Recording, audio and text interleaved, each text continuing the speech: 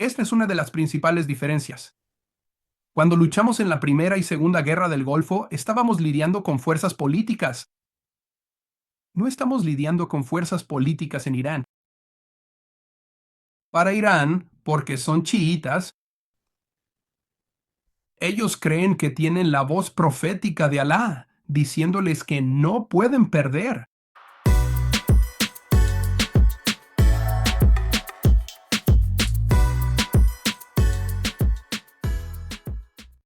Si no tengo cuidado de esta manera, entonces me voy a meter en problemas o voy a meter a alguien más en problemas.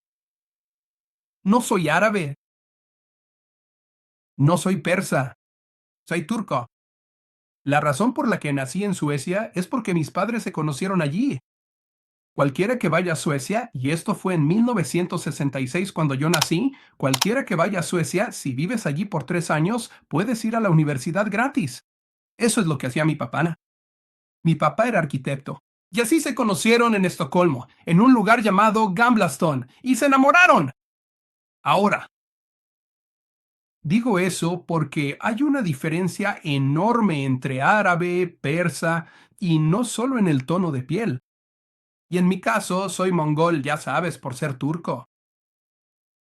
Soy más Genghis Khan que Maoas. Pero hay una diferencia enorme. Y ese es el gran problema en 2026.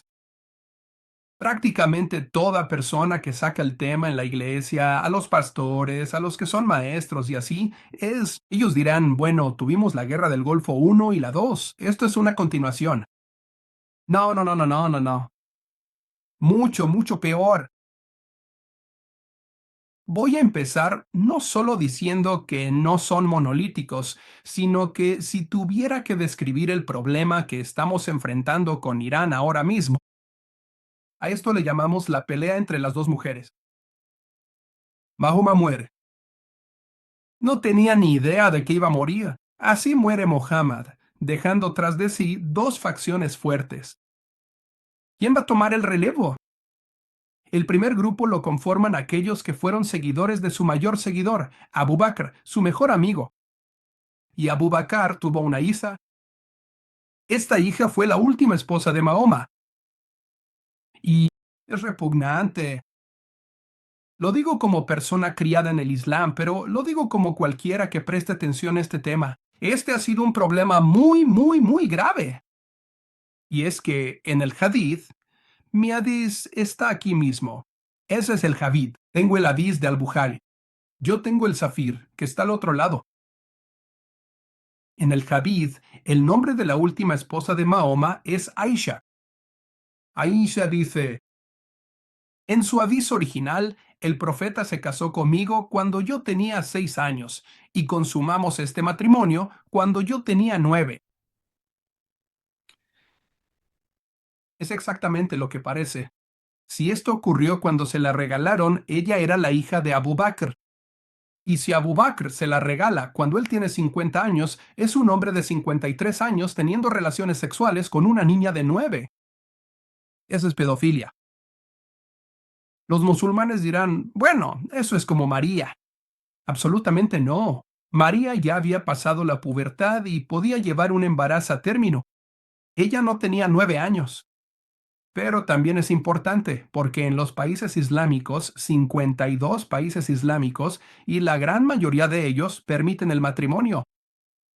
Nosotros no usamos ese término, matrimonio. Muchas veces es esclavitud o la venta de una joven sin el consentimiento de sus padres, sin el consentimiento de sus padres a los 9 años.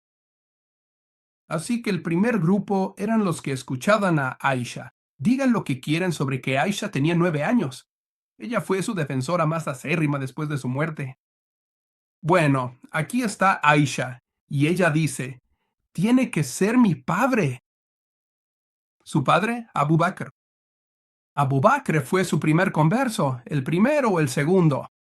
Y Abu Bakr fue su seguidor más acérrimo. Luchó en la batalla de Badr, etc. Por un lado, están los que dicen que vamos a ser seguidores del camino. Y el que más conoce el camino, Abu Bakr. Los seguidores del camino, la Sunna, llegan a ser conocidos como sunitas. Por otro lado, Mahoma no tuvo hijos varones, pero sí tuvo una hija. Y el nombre de su hija era Fátima. Y Fátima se casa con Ali.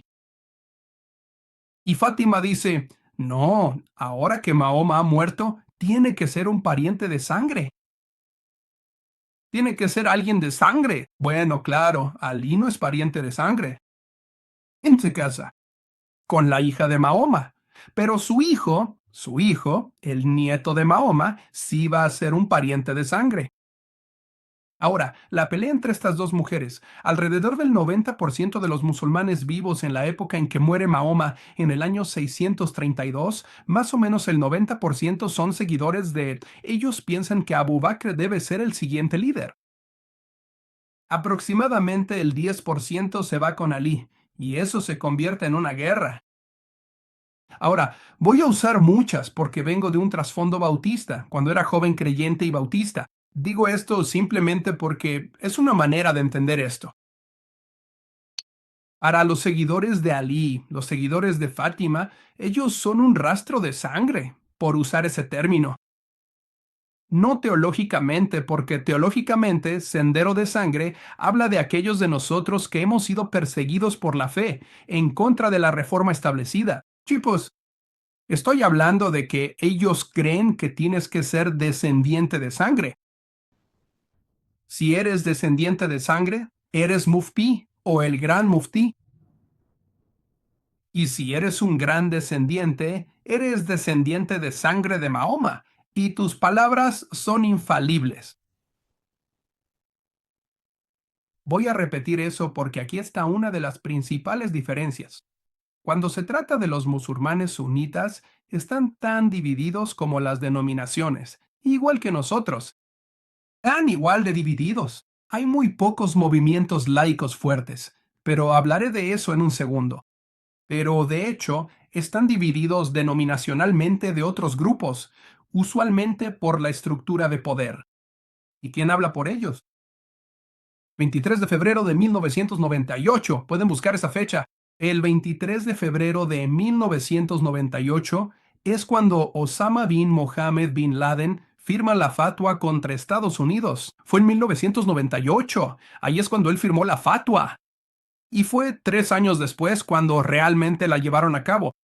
Pero cuando él firma la fatwa, la comienza diciendo, dice, durante los últimos 80 años no hemos tenido una sola voz en el Islam.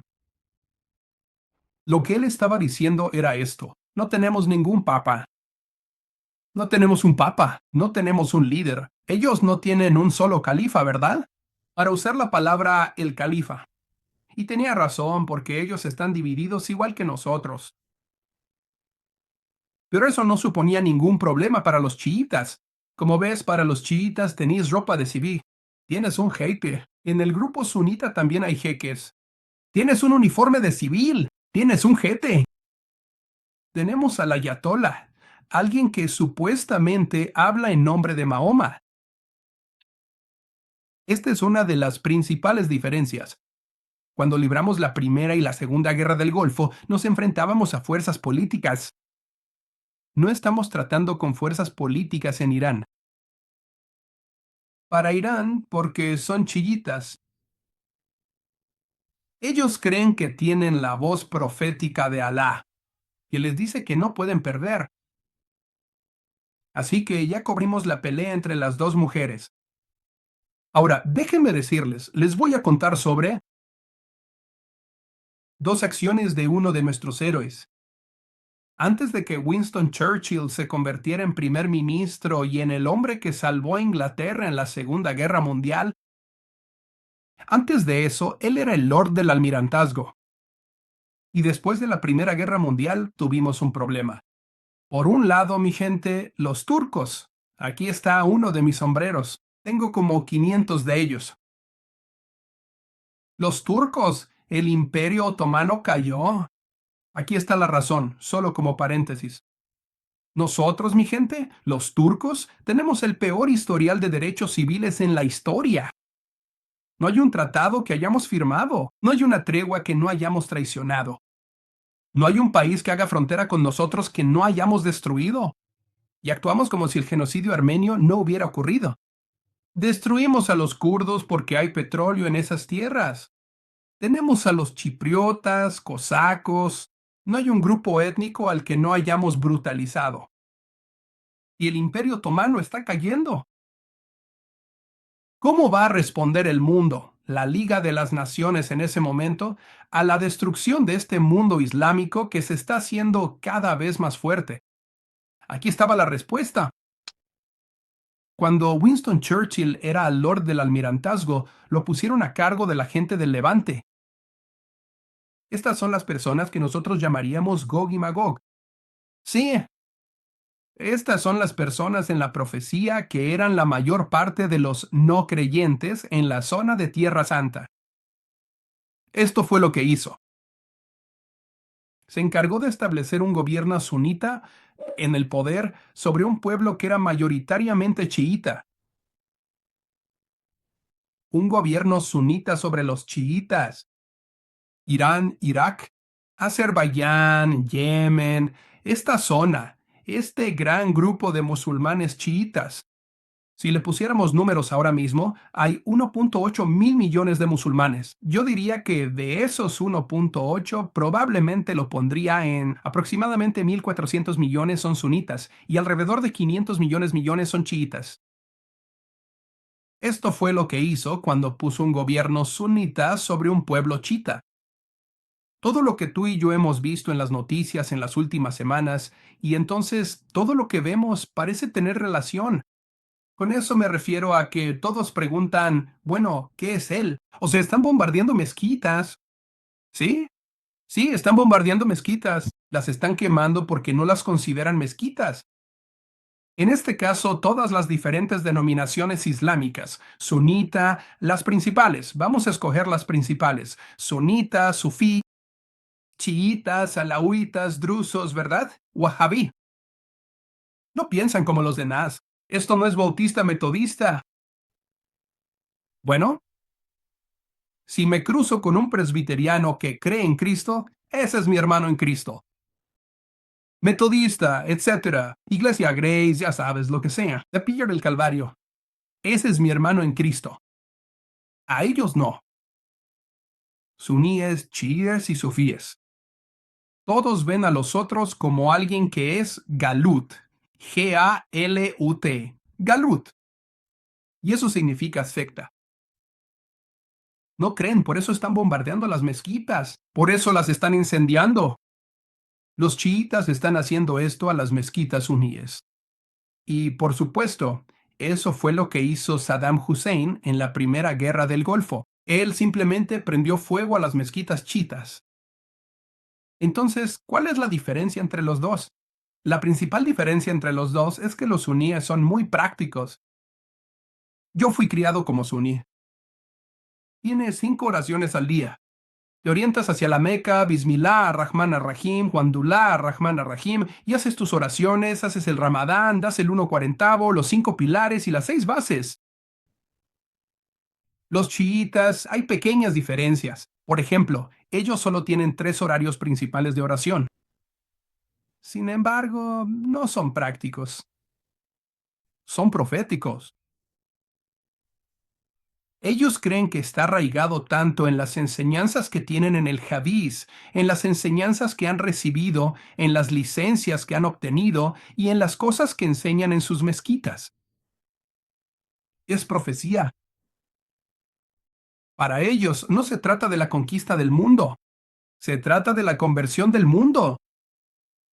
El seguimiento es la consumación, según ellos creen. Ahora es donde se pone loco. Para los que somos predicadores y maestros, aquí es donde puedes divertirte con esto porque es una locura. Los chiitas creen en el Mahdi, M-E-H-A-I-D, Mahdi. Entonces, ¿quién es el Mahdi? Bueno, si fueras a dividir los diferentes grupos de chiitas, tienes a los duodecimanos, los novenos imames, los zaidíes. ¿Quiénes son? Esos son los hutíes. Si has oído hablar de los hutíes, los guerreros que han estado masacrando cristianos. Los hutíes vienen de los zaidíes. Esto es lo que ellos creen. Ellos creen que hay un imán en esa lista, hasta llegar a Ali, que fue el número 4 de los seguidores después de Mahoma, los califas después de Mahoma. Ellos creen que uno de ellos nunca murió y que está escondido en una cueva, esperando el regreso de Isa, Jesús. Ellos creen que él se va a unir con Isa, Jesús. Cuando Isa baje, se va a encontrar con el Mahdi y juntos van a luchar contra Al-Bayal, Satanás, Iblis, Satanás, en el muro occidental. Bienvenidos a la serie Dejados atrás. Los musulmanes creen que su imán, el que nunca murió, el que fue dejado para luchar, se va a unir con Jesús. En otras palabras, ellos tienen a Jesús y al Mahdi luchando como los dos que nunca mueren, los dos testigos que nunca mueren, en el libro del Apocalipsis. No hay suficientes cosas para enseñar sobre esto y hacerle justicia, pero les digo, hay un robo que ocurre en todas nuestras iglesias cuando la gente dice, bueno, espera un minuto, ellos tienen a Nuc, tú tienes a Noé, tú tienes a Esaú, o ellos tienen a Esaú, tú tienes a Jesús. Es lo mismo, pero no, no. Y la manera en que lo describo para ti y para cualquiera, el Islam es mormonismo medieval. Todo lo que hizo Joseph Smith en el siglo XIX, Mahoma lo hizo en el siglo VII. O sea, los paralelismos hay 45 paralelismos. Por ejemplo, ambos reciben un mensaje estando solos. Ambos están escondidos cuando eso sucede, en una cueva, la Égira, o la cueva donde Joseph Smith recibió el suyo. Ambos reciben el mensaje de un ángel, porque Dios nunca te hablaría directamente. Así que el ángel trae ese mensaje. El mensaje viene en tabletas. Las tabletas son transcritas y escondidas, y ahora han desaparecido, y eran tabletas de oro. Ambos dicen que el Antiguo Testamento está corrupto y que el Nuevo Testamento fue corrompido y que ahora ellos están dando el testamento final. Ambos creen que sus dioses, el ángel y sus dioses, hablaron sobre su llegada. Joseph Smith sobre la suya y Mahoma en la Sura 61 del Corán. Ambos creen que reemplazan a Israel. Ambos son polígamos. Si mueres luchando en una yihad, dejas hasta 4 esposas. Sura 4. Ambos, curiosamente, tienen un 911. Ahora, no me meto en números proféticos. No estoy contando números aquí, pero el 11 de septiembre de 1857, la masacre de Mountain Meadow, cuando 120 personas fueron masacradas por los mormones que se negaron a convertirse. Digo esto porque el Islam chiita es diferente. Hemos tenido y estamos teniendo ahora mismo un problema, porque con todos con los que hablamos, con cada grupo con el que hablamos, parece que cambian las reglas del juego, cambian los puntos de negociación. Eso es porque el Islam chiita está muy fragmentado. Y ya sea que hables con un muftí, un jeque, o si hablas con un imán, depende de quién esté en la mesa. Y ese parece ser el problema ahora mismo con nuestro gobierno, porque no sabemos con quién estamos negociando. No es solidaridad. Y eso ni siquiera incluye a Pavli, el líder exiliado de Irán. Él no está incluido en ninguna de estas negociaciones. Así que aquí está el problema. No puedes derrotar o es difícil derrotar a un enemigo. Está dispuesto a morir por la profecía que cree que se ha cumplido. Eso solo ha pasado 2 veces. 2 veces en la historia islámica. Primero que nada, Carlos Martel, uno de mis héroes, el martillo, el abuelo de Carlomagno. Él fue quien masacró a toda una tropa de musulmanes, dejó vivos a 2 y les hizo cavar la fosa. Echó todos los cuerpos de los musulmanes muertos y luego echó cuerpos de cerdos encima de ellos. Porque no puedes ir al paraíso si has sido tocado por un cerdo.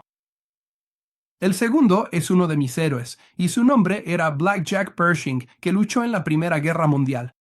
Y Pershing fue quien difundió el rumor de que estábamos untando nuestras balas en sangre de cerdo, y así fue como se rindieron los turcos. Así se rindió mi pueblo.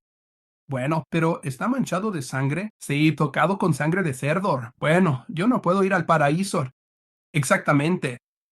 Muy supersticioso. Muy. Mi gente es increíblemente supersticiosa. Así que en un periodo de tiempo muy breve, lo que he intentado hacer es, en primer lugar, que es una guerra diferente. Esta es una guerra diferente a la del Golfo I y la del Golfo II. En segundo lugar, se trata de personas que luchan contra aquello en lo que creen, la profecía. ¿Creen que esto propiciará la llegada de Isa? Jesús, que viene por la palabra de Alá. Por cierto, no es el mismo Dios. Cualquiera que los confunda, eso me enfada. Cuando digo que les confunde, si alguien va, incluso entre nuestros misioneros con los que tratamos, los círculos C, ya sabes, los tipos que dicen, oh, bueno, nuestra iglesia se llama mezquita. ¿Por qué? ¿Y el qué? ¿Por qué harías algo así? ¿Por qué no lo llaman simplemente templo mormón? Yo mismo. Bueno, no, no, no. Alá, aquí estamos hablando de nombre y naturaleza. Alá no tiene nada que ver con esto en el Corán. Con Jehová Todopoderoso, Dios de la Biblia. Nada. Él robó la idea. Y como ya he dicho, se están produciendo muchos robos. Por ejemplo, cuando rezábamos, mi padre y mi madre tenían el masala, el rosario, para contar los 99 nombres de terror y gloria. Ninguno de esos nombres de terror y gloria es amor, ni íntimo ni personal. Así que no es lo mismo. Nunca es solo el nombre. Los zoroastrianos tienen un solo dios, Ahura Mazda, pero él es más como les explico a mis estudiantes, es más como Harvey Gantt en el zoroastrismo. Es de doble cara, ¿sabes? O de dos caras. ¿Sabes? Puede ser bueno o puede ser malo. Él lucha contra sí mismo. Ahora me despido y abro el turno de preguntas. Sé que queremos que esto dure menos de una hora, pero te he lanzado muchas cosas. Con mucho gusto voy a exponer ante ustedes mis dudas y preguntas. Y por cierto, no se moleste en absoluto por esto, mi estimado y querido doctor Lyons. Soy el Canner en abu.edu. Y ese es mi celular literal, 817-229-9263. Así es, soy súper fan de LBU. Soy un tipo LBU. Pero no lo molesten a él con mis opiniones. Moléstenme a mí con ellas. De eso vivo. Mañana voy a llevar a un grupo de estudiantes al Gurdwara, el templo Sikh que está aquí cerca de Dallas, por el aeropuerto. Es una de esas cosas que hago. Hago que mis estudiantes, la Biblia no nos dice a nosotros que les digamos que vengan aquí. La Biblia nos dice que vayamos y contemos. Ya fuimos a un templo hindú. Hago varias de estas visitas cada semestre, en cada clase. Tienen que hacerlo. Se llama el Mars Hill. Así que soy racionalista. Soy evidencialista. Soy un chico de Norm Geisler. Esa es la forma en que me gusta abordar la teología. Racional, lógico, coherente, lleno de espíritu. Pero aún así, ¿quieres saber cuál es uno de mis principales problemas? Esto es todo. Y no tengo respuesta. Yo no. Algunos de ustedes son mucho más fuertes en esto que yo en lo que respecta a eso. Mi mundo es mi mundo. Y aquí lo tienes. Hay millones y millones de musulmanes que se están convirtiendo a la fe en Cristo. Amén. Y es asombroso porque está ocurriendo por todas partes. Y parece que mientras más difícil lo ponen, sabes, yo nunca tuve un Corán en mis manos. O sea, nunca tuve una Biblia en mis manos hasta que me hice cristiano. No me lo permitían. Vivíamos en Estados Unidos. Estábamos en Columbus, Ohio. Mi papá simplemente decía, no tocamos la Biblia. No la tocamos. Todo lo que aprendí sobre la iglesia lo aprendí en la mezquita. Pero luego me enfermé. Tuve acceso a ellos y tuve acceso a preguntas, y así fue como llegué a eso. La fe en Cristo fue simplemente por mi curiosidad incansable, y seguí haciendo preguntas hasta que alguien me respondió. Gracias a Dios fue un joven cristiano, pero aquí es donde tengo dificultades. De esos millones y millones de musulmanes que se están salvando, muchos de ellos hablan de ser salvados por medio de sueños. Ya te lo dije, soy un racionalista lógico. Soy una persona cubierta de chocolate. Optimista. Necesito pruebas. Me gustan las pruebas. Y no puedo encajar el tema de los sueños en mi teología sistemática. Encaja con la profecía. Y cuando lo mencioné, uno de mis mayores, una de las personas a las que admiro, como el doctor Lyons, dijo, bueno, espera un momento, ¿prohíben las Biblias? Sí, es cierto. Estaba en Sulaimanía, Irak. Si te atrapaban con una Biblia, te ejecutaban. Así que han hecho ilegal tener Biblias. Sí. ¿Tú crees que Dios simplemente se rinde? ¿Crees que Dios simplemente los abandona? ¿O es posible que use los sueños para alcanzar a quienes no tienen la palabra escrita? ¿Qué haces con los que no saben leer? En Indonesia tienes un 80% de analfabetismo funcional. Entiendo. Quizás ahí es donde encaja. Personalmente, no tengo la respuesta a eso. Lo único que puedo decir es que estoy de acuerdo con la idea. Dios no se va a rendir. Dios no va a detenerse. Él desea que nadie perezca. Él seguirá llegando de diversas maneras, ya sea a través de predicadores, la palabra escrita o la palabra hablada, para llevarlos a la palabra viva. Y tal vez por sueños. Simplemente aún no he encontrado la manera de integrarlo en mi teología. Doctor, Swain, te cedo la palabra para las preguntas y demás. Estamos en las 2:38, así que intento terminar para darnos todo el tiempo que necesitemos. Está bien, gracias. ¿Me oyes, de acuerdo? Sí, señor. Está bien, excelente, excelente. Wow, eso fue increíble. Gracias. Así que, como tuvimos varios que aparecieron más tarde, solo para recordárselo, si mira en la parte inferior de su pantalla, hay un pequeño círculo y debajo se ve la palabra más. Hay un círculo con 3 puntos. Haces clic ahí. Hay una caja de preguntas y respuestas. Esto funciona un poco mejor con las preguntas que el chat, que también estaré monitoreando. Pero tenemos unos 10 minutos aquí y veo que ya hay una pregunta ahí. Así que si tienen alguna otra pregunta para el doctor Kanner, por favor pónganla ahí y la responderemos de inmediato. Y esperen, que incluso ahora alguien está entrando aquí. Así te... Eso fue fascinante. Entonces, con esto, de nuevo, no estamos haciendo nada, no estamos tratando de abordar nada político aquí. Pero otra vez, la naturaleza de esta guerra es realmente religiosa, aunque la mayoría de la gente no lo note, como dijiste. Y particularmente con el Islam, por supuesto, y esa rama del Islam. Entonces, ¿cuáles son algunas de las cosas que podrían funcionar para hablar con ellos en estas negociaciones? Bueno, en general, de lo que estás hablando es que tienes que pasar por encima del muftí. Tienes que pasar por encima del ayatolá, porque el ayatolá supuestamente es infalible, lo cual tomaron prestado del papado, de la sede papal. Pero individualmente, con lo que vamos a tener que lidiar es si otra vez Irán pierde la cabeza. No pueden procesarlo, no pueden imaginar la idea de perder, porque les han enseñado eso toda su vida. Nosotros, por supuesto, vamos a ganar porque somos chiitas. O sea, han sufrido una persecución increíble. No es que solo lo estén haciendo ahora, lo están haciendo, pero yo hablo de la de ellos. Uno de sus días sagrados, Ahura, cuando se cortan a sí mismos, se cortan la frente y sangran, Es simbólico del abuso que sufrieron a manos de otros musulmanes. Y ahora tienes a los hutíes y a los aidíes, estos tipos que están persiguiendo, casi como diciendo, bueno, ustedes nos lo hicieron a nosotros, ahora nosotros se los vamos a hacer a ustedes.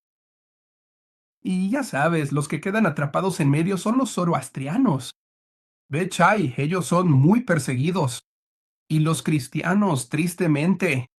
Y nosotros somos los que quedamos atrapados en medio porque todos nos persiguen. Es como cuando enseño sobre la historia bautista. Digo, oye, ¿eres uno de los reformadores magisteriales? En realidad no, soy bautista. Somos reformadores radicales. Bueno, ¿qué tienes en común con los demás? Oh, genial. Todos nos odiaban. Éramos los odiados y los casados. Así que lo único que todos tenían en común era el deseo de ver nuestra sangre. O, en el caso de los anabautistas, querían ahogarnos. El punto es que aquí tienes a todos estos grupos peleando, pero en realidad ya solo quedamos dos. El Islam chiita, que se mueve por la profecía. Estados Unidos, el gran shaitán. Pero ¿ves la diferencia? Cuando eran los tiempos de la Guerra del Golfo I y II, eso era política. Estaba Arabia Saudita, y Arabia Saudita no cedía. Tenías porque, otra vez, de los 19 atacantes, ya sabes, todos tenían ciudadanía saudita. Pero tienes a Arabia Saudita, tienes a Yemen y tienes estos grupos que individualmente empezaron su propia guerra. Militar, por decirlo de alguna manera. Era su propio grupo de personas. Sin embargo, ahora mismo para sentar a todos en la mesa se va a requerir o al gran muftí o va a requerir a Pavel, que regresará, ya sabes, el líder exiliado. Tenemos que tener una sola voz. Tiene que haberlo. No se puede firmar un tratado con alguien que solo represente el 10% de ese grupo. Si firmamos un tratado con un solo grupo, eso no va a servir de nada. Cuando dicen que Irán controla el estrecho de Hormuz, no, no es cierto. No, no lo son. ¿Y que se trata de Irán contra Estados Unidos? No. Es Irán contra todos los que forman parte del mundo civilizado. Tenemos que encontrar a alguien que hable con una voz lo suficientemente fuerte, o sea, que represente a suficientes personas para los iraníes chiitas frente a nosotros. Y ese es el problema ahora mismo. Cada vez que nos sentamos a negociar, tenemos algún negociador. No soy fan de la política, no soy fan de esos tipos. Algún negociador dice, oye, tengo a fulano en la mesa. Se necesita más de una persona. Vas a necesitar más que solo un grupo. Sí, en 1500 años de historia. El Islam ha peleado entre sí o ha luchado contra un enemigo común. Si te remontas a los días de Saladino y las primeras cruzadas, cuando hablaba de las grandes acciones durante la Primera Guerra Mundial o al final de la Primera Guerra Mundial, la Liga de las Naciones era una dulce esperanza y oración. Era una visión posmilenialista. Tal vez podamos traer el reino de Dios, ya sabes, porque Wilson, de hecho, era un predicador. La creencia de que podemos lograr que todos se lleven bien. ¿No podemos todos simplemente cantar la canción de Coca-Cola y encender una vela? No, eso nunca va a suceder. Básicamente lo que hacemos es patear. Y creo que lo que estamos haciendo ahora es que estamos sufriendo las consecuencias de no haber hecho bien nuestro trabajo en Gulf One.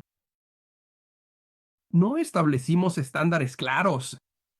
Lo que hacemos es lo que hacemos, porque esta es la manera estadounidense, y yo soy ciudadano estadounidense. Soy mayor de edad. Soy un inmigrante legal. Y como inmigrante legal, lo cual dejo bien claro, amo Estados Unidos, pero uno de nuestros problemas es que, ya sabes, conquistamos y nos vamos. Cuando nos vamos, a veces los dejamos para que vuelvan a las mismas peleas. Y eso fue lo que pasó. La guerra del Golfo II fue por la guerra del Golfo I. Creo que ahora estamos sufriendo esto porque sí me gusta el hecho de que intentamos evitar poner botas en el terreno si es posible, pero es como que seguimos posponiendo el dolor. No queremos arrancar la curita. Y vas a tener que establecer una voz unificada.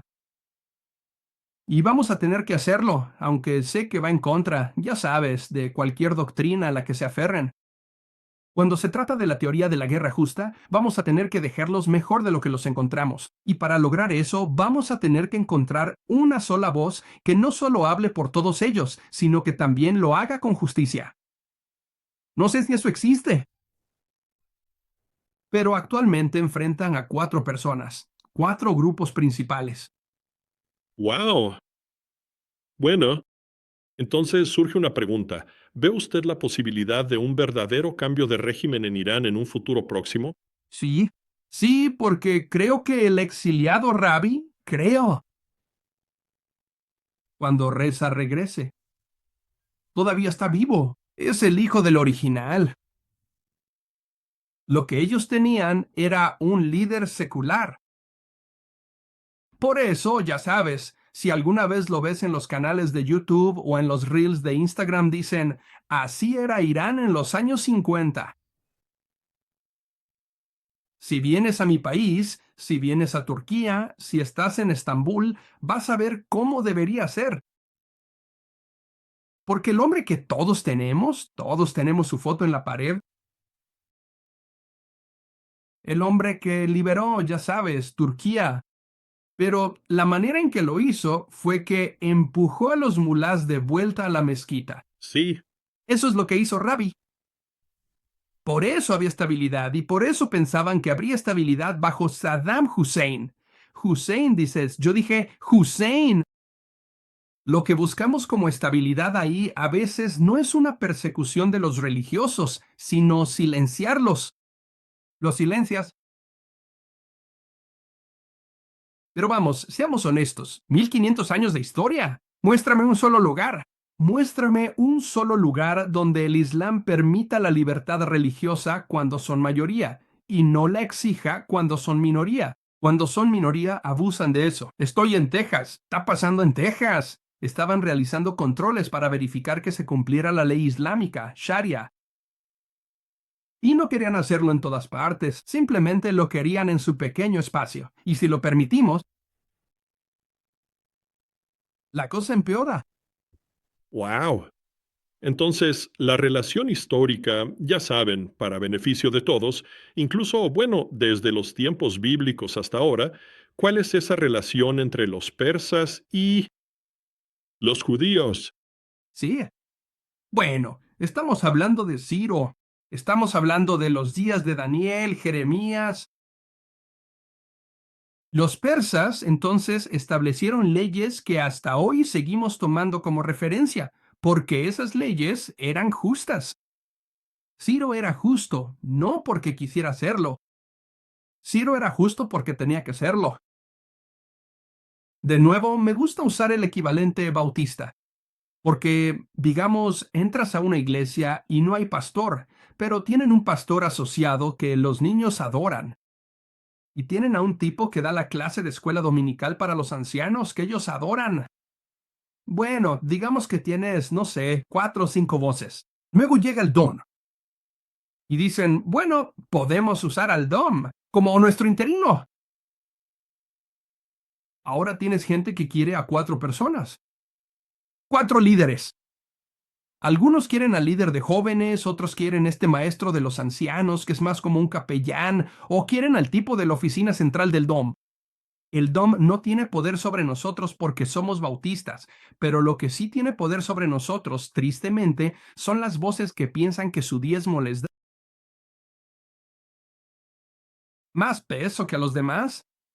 Y entonces, lo que tienes en Irán ahora mismo es que hay cuatro o cinco grupos que están tratando de hablar en nombre de Irán. De verdad es un caos. ¿Esto es un buffet? Esto es como cuatro personas que trajeron comida para la comida compartida. Y esta no es mi cultura. Soy un inmigrante yanqui. Sí, así que esta no es mi cultura. Pero sí sé que cuando vas a una comida compartida, hay gente que pasa de largo las diferentes ensaladas de papa porque no saben quién la preparó. Yo ya no como ensalada de papa de cualquiera y ellos van ahí. Esa pelea que tienen no es una gran pelea. Es solo una preferencia. Pero cuando hablamos de Irán, ellos realmente ven esto como su única oportunidad. Esto es todo. Esta es su única oportunidad. Entonces, ¿quién va a hablar por ellos? Es como si se estuvieran empujando unos a otros para hacerse a un lado. Así es. Para mí, hay una dimensión de Pablo. Yo soy de Apolos, yo soy de Pablo, excepto que para ellos es el liderazgo pagano. Sabes, un gran muftí es como un presidente de la Corte Suprema, y el gran muftí habló esta mañana. Esta mañana hizo una declaración importante, en desacuerdo con el otro muftí. O sea, esto viene de tiempo atrás. ¿Entiendes? Esto no es de republicanos o demócratas. Republicanos y demócratas desde hace mucho tiempo han dicho que Irán no puede tener una fuerza nuclear. Esto viene desde la época de Jimmy Carter. ¿Por qué? Porque sabemos que no hay nada peor que tener una bomba nuclear. Excepto tener una bomba nuclear y no saber de quién es el dedo que está en el botón.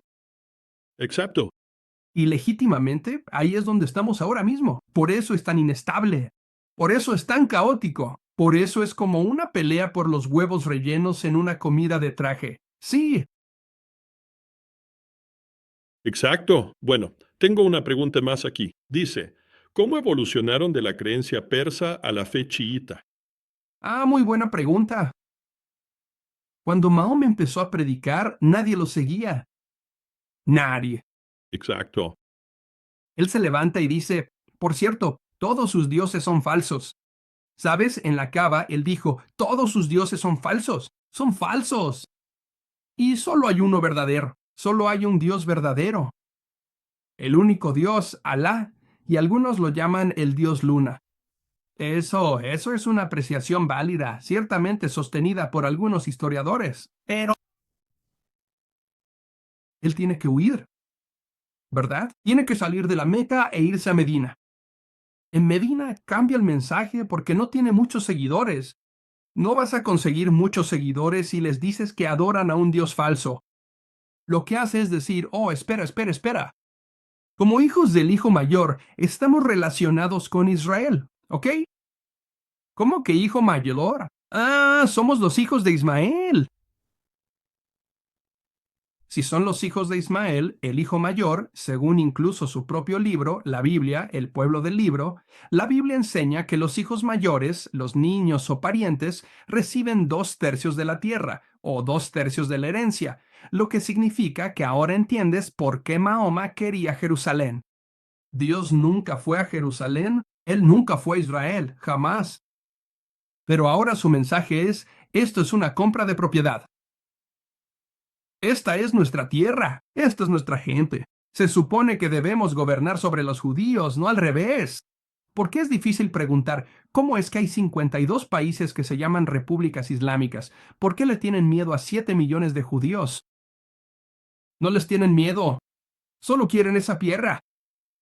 Quieren esa tierra porque piensan que son los hijos de Ismael. Piensan que son los de Génesis 16, ya sabes, los hijos de Agar. Y cuando se transformó en eso, se convirtió en una cuestión de codicia. Y cada palmo de tierra, cada pedacito que puedan conseguir. ¡Wow! Madre mía, podríamos seguir así eternamente. Esto es increíble. Ahora, Swain, si hay alguien aquí escuchando que tenga alguna idea de cómo abordar el tema de los sueños, ¿sabes? Me encantaría escuchar de ellos porque, ya sabes, en todos los libros que escribimos ni siquiera lo menciono porque no sé cómo hacerlo. Y es algo bastante nuevo.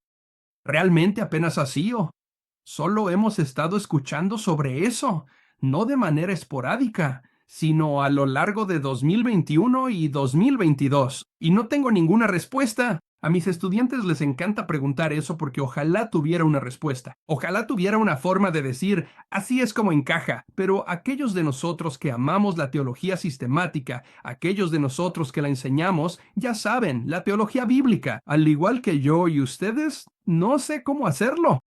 No tengo una respuesta directa para eso. Y se trata de miedo, de no adorar al verdadero Dios Jesús, o de un momento en que se les caen las escamas de los ojos. Sí, claro. Y los leo una y otra vez. Uno de nuestros libros era simplemente una colección de cómo te salvaste, musulmanes siendo salvos. Y los incluí porque ese es su testimonio. Simplemente no sé qué hacer con eso. Así que muchas, muchas gracias. Esto ha sido increíble. Y gracias por tu tiempo. Gracias a Arlington Baptist por prestárnoslo un ratito. Y estamos agradecidos una vez más. Y sé que todos también, si todos pudieran, si se acuerdan, por favor mándenlos.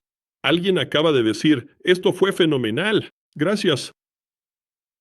Ya saben, pueden mandarle un mensaje de texto o un correo electrónico solo para agradecerle por su tiempo hoy. Y por supuesto, también está en Instagram y Facebook, ¿verdad? Así que pueden seguirlo ahí. Y él es muy activo en eso. Bueno, de nuevo, aplaudimos esto. Te agradecemos. Estamos agradecidos. Y déjenme dar dos anuncios rápidos a todos antes de despedirnos aquí. De nuevo, también esperamos con ansias el futuro cuando volvamos a hacer algunos de estos. Pero algo que se acerca muy pronto y a lo que invitamos a todos es nuestra conferencia Maximize You, que está siendo maximizada para la Gran Comisión. Y este año tenemos otra vez un increíble grupo de conferencistas. Ahí hay un enlace para registrarse. Solo tienes que hacer clic y registrarte, y también puedes inscribir a otras personas que quieras traer contigo. Realmente lo recomendamos y animamos mucho. Así que la conferencia está abierta para todos. Esto no es solo para graduados. Así que ahí está, el enlace para la conferencia Maximize. Ven y sé parte de esto. Son 2 días, no lo vas a olvidar y va a tener un gran impacto. Uno de mis buenos amigos, y me dijo esto después de la conferencia del año pasado, él es pastor cerca de Houston, y me dijo, estoy súper motivado por la gran comisión, como nunca antes. Desarrolló toda una serie de mensajes que duró semanas después de esa conferencia, y eso lo motivó a querer alcanzar al mundo para Cristo. Así que, por supuesto, te animamos a que lo hagas. Y además, un anuncio muy importante que tenemos. Nuestra beca especial de la Gran Comisión se ha extendido de marzo hasta abril. Terminará al final de este mes, donde puedes, dependiendo de diferentes requisitos y condiciones que se cumplan, recibir hasta un 50% descuento de beca sobre el total de tu matrícula y costos. Así que por esa misma razón también te animo muchísimo a que te inscribas ahora mismo. Y de hecho, también tengo compartido ese enlace de registro justo aquí disponible para todos ustedes dentro del chat. Aquí está el enlace para aplicar ahora. No hay obligación, pero nos dará la información y el contacto contigo sobre lo que quieres estudiar. Y podemos y tendremos esa información para contactarte, casi de inmediato después de recibirla y hablar sobre lo que Dios quiere que hagas, cómo LBU puede ser parte de cumplir el llamado que Dios ha puesto en tu vida. Así que gracias de nuevo por eso. Ahí está la información. Muy bien, a todos, permítanme cerrar con una oración, y luego seguiremos cada quien su camino en la vida y el ministerio, increíblemente enriquecidos con esto. Padre, gracias de nuevo por el tiempo que tuvimos con nuestro amigo, y te agradezco por todos los que se unieron a esto, un gran número de personas. Así que, Padre, oramos especialmente por nuestros hermanos y hermanas allá en Run. Señor, el Evangelio se está expandiendo increíblemente allá y oramos por su protección. Oramos, Señor, para que el Evangelio siga ardiendo allá y para que los muchos creyentes sean bien discipulados en tu palabra. Padre, oro para que se abran aún más puertas para el Evangelio, que pronto haya una resolución y que se haga tu voluntad, pase lo que pase, Padre, en esto.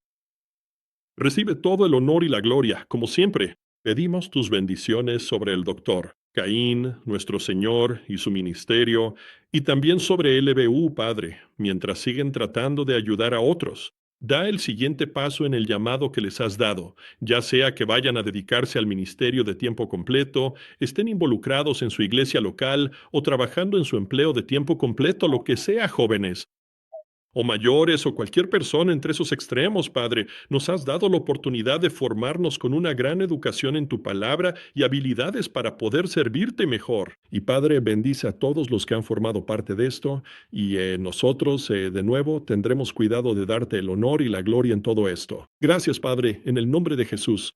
Amén.